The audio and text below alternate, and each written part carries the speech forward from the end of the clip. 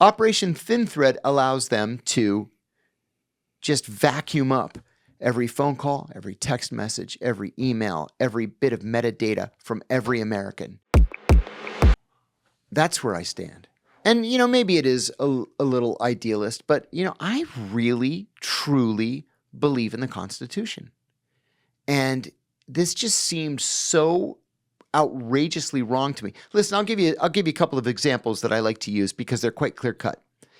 In 1946, we executed Japanese soldiers who had waterboarded American POWs. Yeah. That was a death penalty offense to waterboard someone. And we imprisoned people in Vietnam for doing that, right? Well, in January of 1968, the Washington Post ran a front page photograph of an American soldier waterboarding a North Vietnamese prisoner.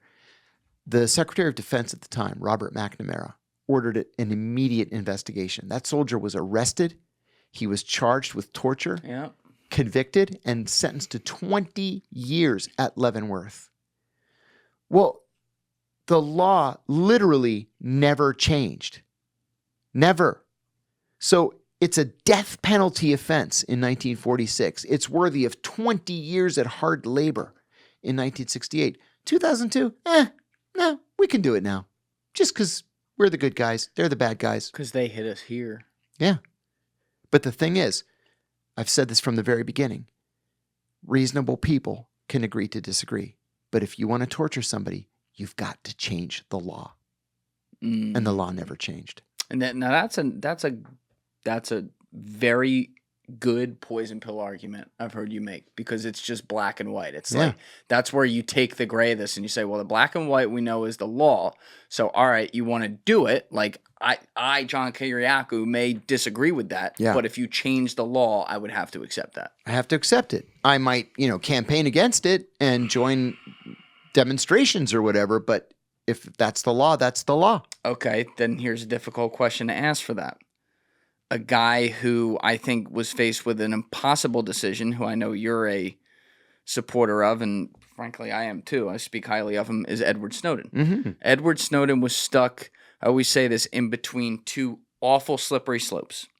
On the one hand, he breaks his oath and breaks the chain of command to leak information that then has risk to potential people, maybe dying as a result of it or whatever. And also, more importantly, sets a precedent that the next guy who wants to leak something may have something 99% as important, but then they can point at Snowden and all the way down, and eventually it's at 1% and people are leaking whatever they want. Right. On the other hand of it, he had tried to go through the chain of command because he caught something that was anti-constitutional. It was against, it was right. cut and dry against the Constitution. Yes. What was being done, and no one was doing shit about it. The reason I bring this up, though, is because technically, and let me highlight the word technically, Dick Cheney and his minions around him had changed the law to allow that to happen. Now, they did it in a very dirty way. Yes. But they did what you just said would have needed to be done with torture. Yes. So if Dick Cheney and his minions had changed the law, would you feel the same if you or someone like Snowden had leaked that? Yes, but that's actually an easy question for me, much easier than it would be for Ed Snowden, because the U.S. is also a signatory to the United Nations Convention on torture and cruel and demeaning punishment, I think is the full title of it. We were actually the authors of it. And when an international treaty is approved in the Senate, it carries with it the force of law, and it supersedes any domestic law. So we would also have to withdraw from the United Nations Convention Against Torture, which would cause, chaos internationally on the issue. Okay. Yeah. Yeah. You raise a really important point too about the chain of command. Ed Snowden, you're right, couldn't go through his chain of command. They shut him down. Yeah, I couldn't go through my chain of command. My chain of command was Jose fucking Rodriguez. I'm serious.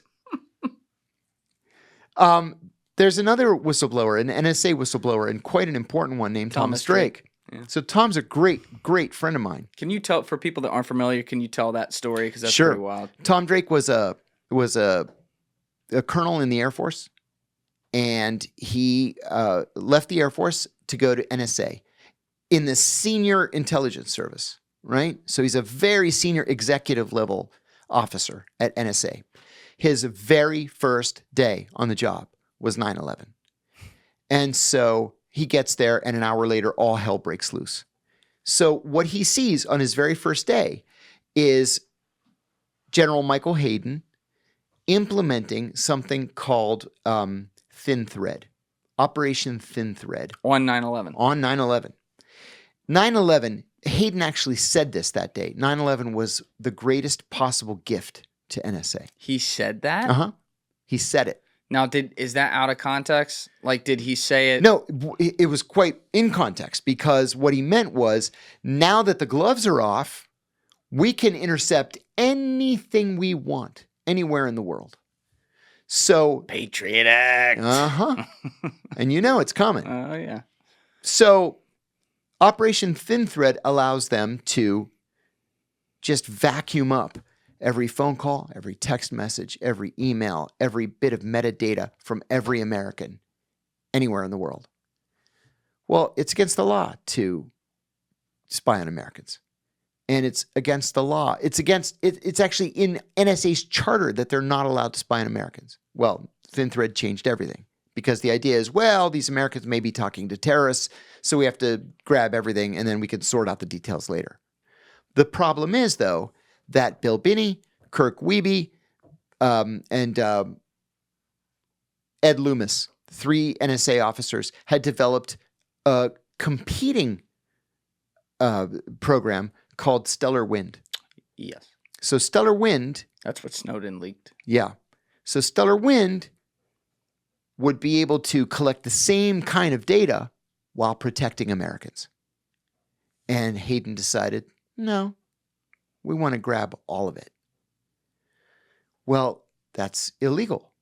And so Tom Drake, God bless him, went to his boss. He said, look, this is illegal. His boss said, Tom, mind your own business. So Tom goes to the Inspector General, which is exactly what you're supposed to do. The Inspector General was not read into the compartment. And so he said, I don't know what you're talking about. I never heard of any of these programs. So he goes to the General Counsel. The General Counsel says, I advise you to keep your big mouth shut. So then he goes to the Pentagon Inspector General, because NSA is a DOD agency.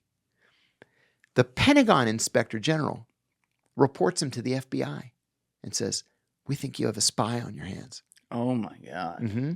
And all of the evidence that he brought out of this crime being committed at NSA, the Pentagon Inspector General turned over to the FBI rather than to keep it secret like you're supposed to.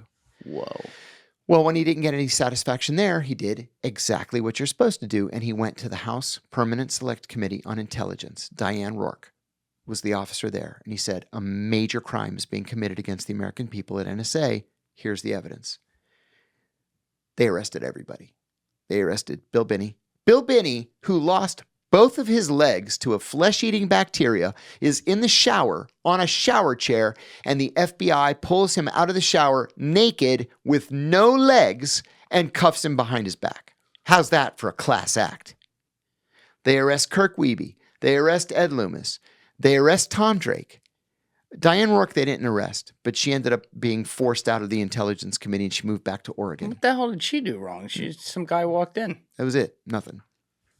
Tom Drake is charged with 9 felonies, including 7 counts of espionage and 2 counts of theft of government property, the property being the information. He walked out of the building with the information in his head, and that was 2 felony counts of theft. That's some dystopian shit. Yeah, it is. On the morning of his arrest, the FBI went to his wife, who was also an NSA officer, and they said, we are arresting your husband and raiding your house right now. You're either with him or you're with us. And she said, I'm with you. So Tom lost everything. Lost his pension, lost his wife, lost his children, lost his security clearance, lost his job. The case fell apart. He hadn't committed espionage. He did exactly as he was supposed to do. So all of the charges were dismissed. But he ended up working the next 10 years at the Apple store in Bethesda, Maryland, as a member of the Genius Bar. Oh, my God. Mm-hmm. And you're friends with him today? Yeah, very good friends. And what's he up to now? He's fighting cancer. Oh. Because life just is one great big bowl of cherries, isn't it?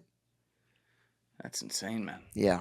Now, your story, though, didn't happen till after you left. So it started with you denying to want to be a part, not wanting to be a part of that. Don't want to be a part of it. And I'll tell you, I didn't say anything back then because I was convinced that this was so illegal that certainly somebody at the secret site is going to come out and say something.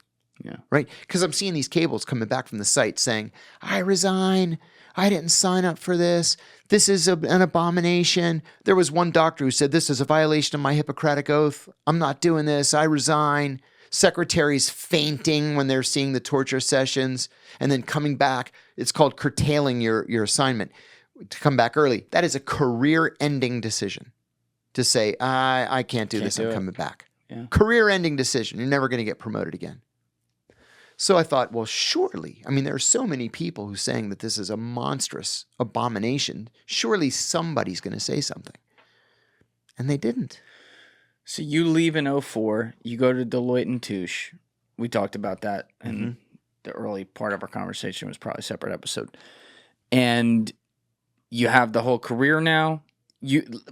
By the way, like, how did you feel being out of government? You basically have never worked outside of government. I had since never being a history teacher while you were in graduate school. Yeah, I had never worked outside government, but I was thrilled to do something different. I didn't think I was going to miss it. I wanted something that had nothing to do with terrorism or espionage or political backbiting. I wanted something completely different. And they paid me like exactly double what I was making at the agency. So you were basically tired from a long career. I was exhausted. You're like, it's time. Yeah. Now, is your wife still in CIA? She stayed in. She stayed in. Yeah. And are you allowed to say what kind of job she had? You said she was senior, but She was in analysis on Iran. Okay, so she's still in during this time. You're working at Deloitte. Life is pretty good. And you get a phone call from a reporter, Brian Ross, is that his name? Correct. From ABC. This is like 2007, I want to say. December of 2007. And he says that he has a source from the CIA. No, he had a source. Okay. But he wouldn't say where. I was able to pin it down later. Yeah. He said he had a source who said that I had tortured Abu Zubaydah. I said, absolutely untrue. I said, I was the only person who was kind to Abu Zubaydah. And he says, well, you're welcome to come on the show and defend yourself. Had you ever talked with a journalist before this? No, never. And if I had spoken to journalists in the past, I would have realized that was an old reporter's trick.